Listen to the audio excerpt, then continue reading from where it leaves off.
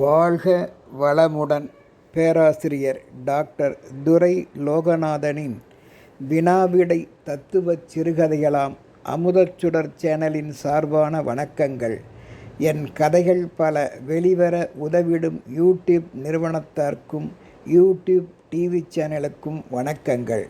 என் கதைகளுக்கு நாளுக்கு நாள் அமோக ஆதரவு தந்து மகிழ்விக்கின்ற ரசிக பெருமக்களுக்கும் வாழ்த்துக்களும் வணக்கங்களும். வாருங்கள், இன்றைய சிந்தனைக்குரிய கதையோட்டம் காண்போம். தலைப்பானது பசி வந்திட்டால் என்பதாகும். பசி வந்திட்டால் சிலரால் தாங்க முடியாது, பரபரப்பர். எவர் சொல்லையும் செவிமடுக்க மாட்டார்கள். கோபம் மிகுதியாக வரும். பசி தணிந்தால்தான் யாவையும் எவர்க்கும் சரியாகும் என்ற தலைப்பை ஒட்டியதுதான் பசி வந்திட என்னும் சிந்தனைக்குரிய பழமொழி விளக்குகின்ற கதை காண்போம். ஓர் ஊரில் 2 நண்பர்கள் வழிநடையில் பேசிக்கொண்டே வந்தார்கள். ஒருவனுக்கோ பசி கொடுமை, ஒருவனுக்கோ புளிச்ச ஏப்பம், பசி இல்லை. ஆனால் பசி அற்றவன் வெகு நேரமாக எதையெதையோ கதைத்து பேசிக்கொண்டே வருகின்றான். பசித்தவனுக்கோ பசி வந்திட பத்தும் பறந்து போம் என்பது போல ஆயிற்று. எதையும் வெளியில் சொல்ல முடியவில்லை. இவனும் அவனை விடவில்லை. என்ன செய்வார்கள்? இக்கூற்றில் அவனை வெறுத்து ஓடிவிட்டான் தனியாக. இந்த செயல் உலகத்தவர்க்கு பொருந்தி வருவதுதான் என்றாலும் நாம் இவ்விடத்தில் சிந்திக்க வேண்டிய பழமொழி ஒன்று உள்ளது. அதாவது, பசி வந்திட பத்தும் பறந்து போம் என்று கூறுகிறார்கள். இந்த கூற்று பழமொழி வழக்கில் உள்ளதுதான்.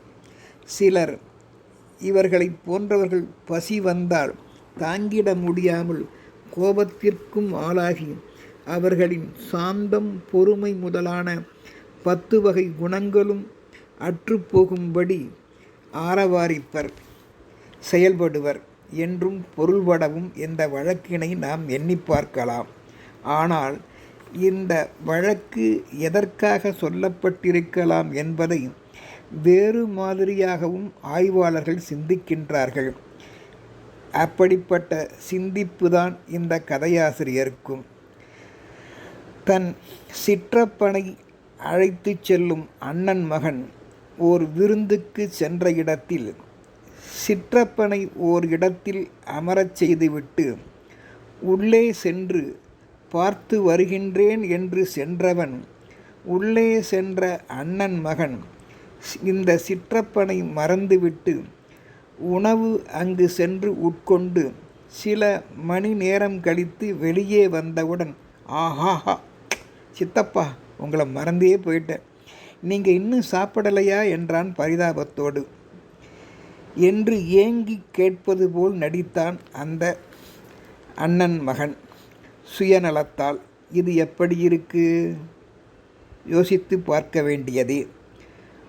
தான் பசித்து உண்டவன் தன்னோடு உடன் வந்தவன் பசித்திருப்பானே என்ற எண்ணம் மனிதனுக்கு இல்லை. அதுதான் உண்மை.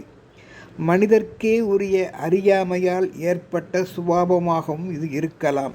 ஆனால் பறவைகள் ஒன்றான காக்கைகள் தாங்கள் உணவு கிடைக்கும் இடத்தை அடையாளம் கண்டுவிட்டால் அவ்விடத்திற்கு தான் மட்டும், ஒரு காக்கை மட்டும் தனித்து செல்லாது. பசி வந்திட 10ம் சேர்ந்து, 10 காக்கைகளும் சேர்ந்து ஒற்றுமையாக அவ்விடம் நோக்கி பறந்து போகுமாம் என்பதை உணர்த்தவே பசி வந்திட 10ம் பறந்து போகும் என்னும் பழமொழியை கூறியிருக்கலாம் என்றும் கருதுகின்றனர்.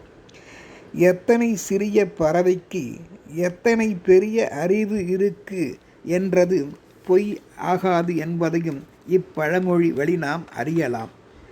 இந்த கூற்றை ஆய்வாளர்கள் வேறு மாதிரியாகவும் சிந்திக்க இடம் உள்ளது என்று கூறுகிறார் இக்கதையாசிரியர்.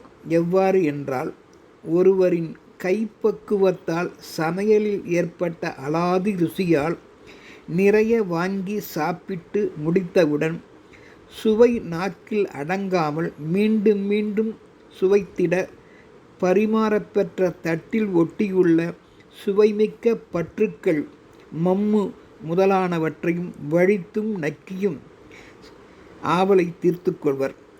அதில் தீர்ந்தவுடன் தன் கைவிரல் இடுக்கில் மாட்டிய பற்றுக்களையும் விட்டு வைக்க மாட்டார்கள். விரல்களை வாயில் வைத்து சப்பு கொட்டி உறிஞ்சி இழுத்து தன் ஆசையை தீர்த்து கொள்வார்கள். அப்படிப்பட்ட 10ஆம் மம்முவின் ருசி அவ்வாறு இருக்குமாம். இதனை உணர்த்தவும் பசி வந்திட பற்றும் மம்முவும் பறந்துவோம் என்றும் கூறியிருக்கலாம். இடம் அளிக்கின்றது இவ்வாறு எண்ணுவதற்கு. பசி வந்திட 10ம் பறந்துவோம் என்பதை காலச்சூழலுக்கு ஏற்ப சொல் ஒலிப்பு நயம் கொண்டு பாடபேதத்தால் அறிந்தும் நாம் மகிழலாம் என்கிறார் கதையாசிரியர். பல வழக்குச் சொற்கள் ஒலிக்குறிப்பில் ஒன்று போலவே தோன்றும். பேச்சு வழக்கை ஒப்பிட்டு பார்த்தால் மம்மு சாப்பிட்டேன் என்று சில குழந்தைகள் சொல்லும்போது அதுவே 10 பற்று ஊறிய ருசிமிக்க எச்சில் சோறு ஆகின்றது. இந்தா மம்மு சாப்பிடு கண்ணு, மம்மு மம்மு கூட்டிக்கடி செல்லம் என்று தாய்மார்கள் தங்கள் குழந்தைகளுக்கு தங்கள் கையால் பிசைந்த அந்த மம்முவை அமுதை பிசைந்த அந்த மம்முவை தங்கள் விரல் இடுக்குகள் வழியாகவும் வழித்து குழந்தைக்கு ஊட்டுவர். பழக்க வழக்கங்களே நாளடைவில் கூற்றுக்களாக அமைகின்றன என்ற சிந்தனையும் இங்கு ஏற்படுகின்றது.